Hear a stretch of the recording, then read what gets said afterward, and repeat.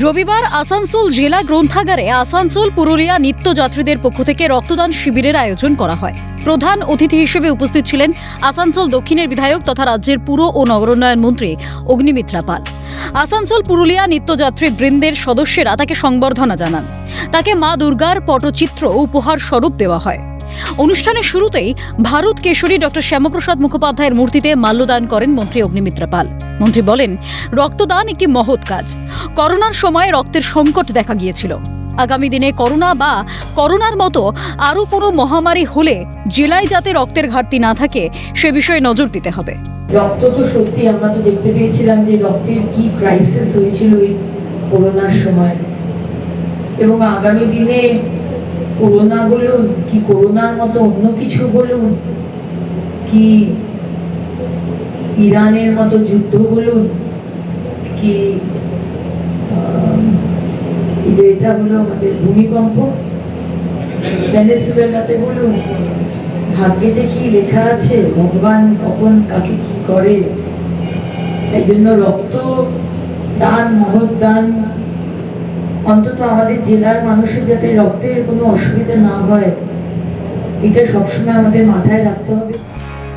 আসানসোল পুরুলিয়া নিত্যযাত্রীদের পক্ষ থেকে অনুষ্ঠিত এই অনুষ্ঠানে মন্ত্রী অগ্নিমিত্রা পাল জানান, কেন্দ্রীয় সরকার এবং বিশেষ করে রেলমন্ত্রী অশ্বিনী বৈষ্ণব রেলে নিত্যযাত্রীদের বিভিন্ন অসুবিধা দূর করার জন্য সক্রিয়।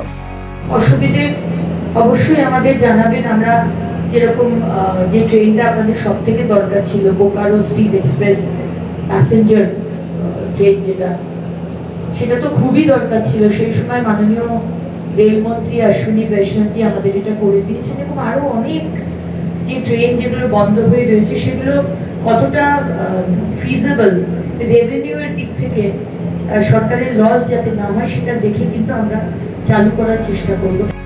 মন্ত্রী অগ্নিমিত্রা পাল বলেন, সামনে অনেক কাজ রয়েছে। তারা তৃণমূলকে নিয়ে ভাবিত নন, তৃণমূলকে বাংলার মানুষ ছুঁড়ে ফেলে দিয়েছে।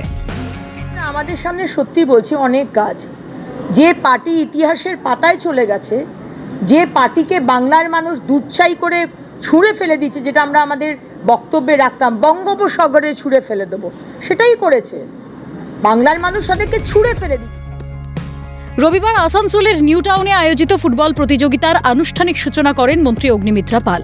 ফুটবল প্রতিযোগিতার নাম অগ্নি কাপ, যেটি বিধায়ক তথা রাজ্যের মন্ত্রী অগ্নিমিত্রা পালের নামানুসারে রাখা হয়েছে। নিজের নামে প্রতিযোগিতা হওয়ায় আপ্লুত মন্ত্রী অগ্নিমিত্রা পাল। 16টি স্থানীয় ক্লাব এই প্রতিযোগিতায় অংশগ্রহণ করে। রাজ্যের প্রতিটি জেলায় একটি করে স্টেডিয়াম করার ভাবনা রয়েছে রাজ্য সরকারের, এমনটাই জানান অগ্নিমিত্রা পাল। মুখ্যমন্ত্রীর নির্দেশে প্রত্যেকটি জেলাতে একটা করে স্টেডিয়াম বানানো হবে, ছোট স্টেডিয়াম। সেখানে state of the art stadium হবে। সেখানে যেরকম ফুটবলও হবে, টেবিল টেনিস হবে, রেগুলার জগার যারা অ্যাথলিট তারা জগার্স পাথ থাকবে। সুতরাং যেটা আমরা সবসময়তে স্বপ্ন দেখেছিলাম যে আজকে ভারতবর্ষে ফুটবল ওয়ার্ল্ড কাপে রিপ্রেজেন্ট করতে পারছি না, অথচ আমাদের এত পপুলেশন। ছোটোবেলা থেকে যারা ভালো, স্পেশালি যারা আদিবাসী জনজাতি সমাজে, তারা খেলাধুলায় অত্যন্ত ভালো হয় কিন্তু সুযোগ পায় না। তাদের যে ট্যালেন্ট সেটা ছোট থেকে তাদেরকে সিলেক্ট করে ট্রেনিং দিয়ে তাদেরকে তৈরি করা। ফুটবল প্রসঙ্গে উঠে আসে মেসির কথা। 13ই ডিসেম্বর 2025-এ বাংলার যুব সমাজ যেভাবে বঞ্চিত হয়েছিল অরূপ বিশ্বাসের জন্য মেসির দর্শন থেকে, সে বিষয়ে ক্ষোভ প্রকাশ করেন মন্ত্রী অগ্নিমিত্রা পাল।